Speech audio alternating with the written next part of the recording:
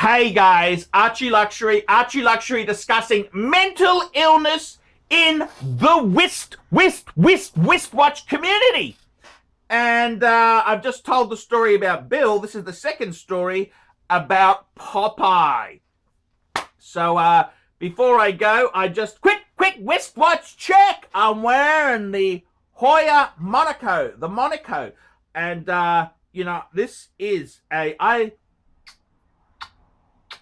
I absolutely love my Monaco. Does it make me sexy? Fuckers! Does it make me sexy? I gotta be completely honest with you there. This story here is why I'm not friends with my ex-friend. It's a really interesting story. I'm gonna change the names to protect the guilty, but anyhow, just like I told you the previous story about my friend who said to Bill, "What the fuck are you doing?" My other friend, we will call him, what do we call him? Because I know his real name, but I want to try and change it. Arthur. Oh no, Arthur doesn't fit. Gazza. Let's call him Gary. Gazza. My other friend Gazza took a similar guy away. This was Popeye. And said, "Hey, I see you're trading watches. I'm a watch trader. And hey, what deals are you doing? Because I pay more than dealers." And Arthur's a real snicky. Gazza's a nasty. Gazza, actually, let's call him Arthur as a tribute to Arthur Daly, the wheeler fucking dealer, wheeler dealer. Arthur. So Arthur says, "Hey, come to me, Popeye. I'll do you the deal. I got money. I can make a high interest rate loan." So I remember I met Popeye for the first time, and Popeye had a yellow gold Submariner, blue dial, and I think it was a no holes case. It wasn't the same one I had. It was a little bit newer, and Popeye went through this huge turn of watches.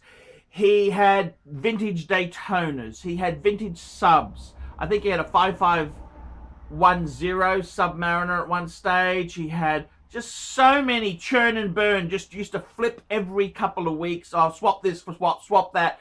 And the deals were just like jack shit deals. That's what they are. Jack shit deals. The deals were jack shit. Every time he did a deal, he'd be losing thousands of fucking dollars. And my friend Arthur, I was talking to Arthur because Arthur can't keep his fucking mouth shut. And Arthur said, "I've made $1 million out of Popeye." And he considers Popeye his best friend, as you would. And I thought, fuck, gee, that's a nice best friend to have, isn't it? You've made $1 million out of his mental illness. And Popeye, churn and burn. Popeye was a very high income earner. He had a few, I won't even mention what sort of businesses, but they made a lot of money, and it was very pump and dump kind of things, okay? And he just constantly traded watches. He had ADHD, just all over the shop. Just couldn't sit still. Just everything Popeye did, he lost money on. He bought an old camper van, did it up, and spent far too much money. Completely overcapitalized on it. And just stupid things. Popeye went into a restaurant. He opened a restaurant. Lost a fortune. And he used to borrow money from Arthur at 10% a month. 10% a month. And Popeye used to leave security. Because these unsecured loans, you need to leave security. You leave day dates, and in the end, all of it lost to compounding interest. Albert Einstein said, one of the seven wonders, the eighth wonder is compounding fucking interest. And I gotta completely agree. Popeye started off, I remember meeting him early 2000s, and sort of 15 years later, he's got nothing much. He's earned a fucking fortune. He's earned a fortune. No gold sub. Just so sad. And my ex-friend, I don't know, would you say he took advantage of him, or was he a businessman? He made $1 million. I mean, do you do that to people? Do you take advantage of that? And I kind of would have, I don't know, you take Popeye aside and say, look, you're behaving like a fucking idiot. You're losing money on every deal. That's not a good thing. The interesting thing is, Arthur was a charmer. I mean, Arthur could charm the pants off you. He'd charm you, friendly, nice, and generous, but he could be a real cunt in business. And I remember Arthur had a client, an associate, who was actually had a shot in the fucking head in Pattaya. He was a client who was shot in the head in Pattaya. And I remember Arthur saying to me, fuck! Arthur said he had lent this guy who was shot on the head a Cartier, one of the vintage Cartier clock lighters from the 1930s. You know, they're very, very, very, very, very collectible type of, the Alfred Dunhill. And he said, fuck, I didn't get it back from him. And fucking this guy was going to give me 5 or 6 watches for servicing. If I would have had these fucking watches, then he was shot in the head, I wouldn't have to return him. And I thought, fuck, Arthur, your moral compass is a little bit, fuck this, your moral compass. And I must be completely honest with you, this is the reason Arthur had a beautiful penthouse.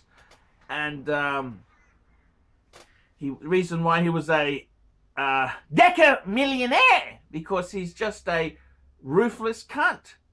Absolute ruthless, nasty fucking cunt who would do anything in the quest to climb the grubby pole of success. And I mean, I may not have this guy's got a super collection, super several $1 million collection. I may not ever have that,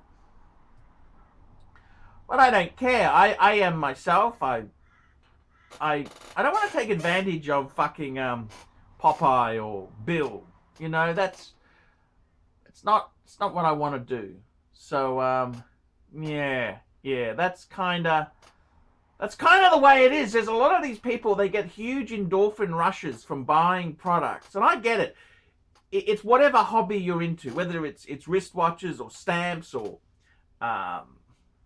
automobiles. You get a massive high when you buy. And I get it. I mean, when I bought my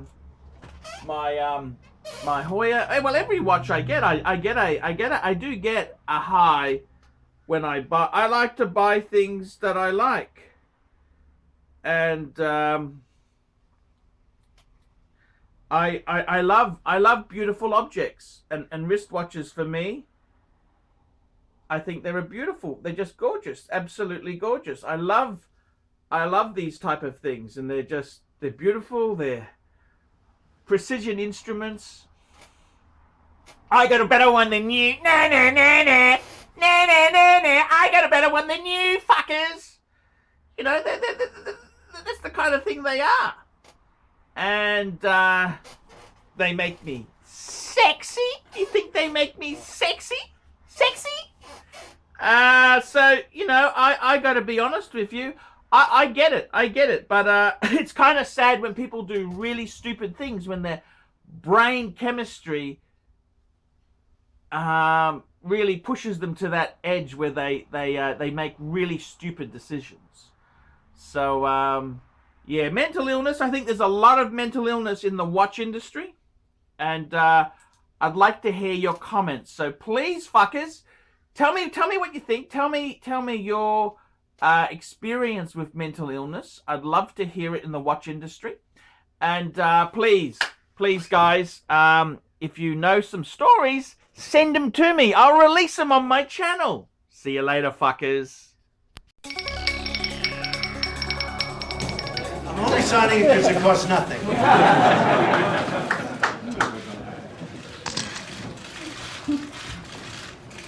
So this is the congratulations to everybody.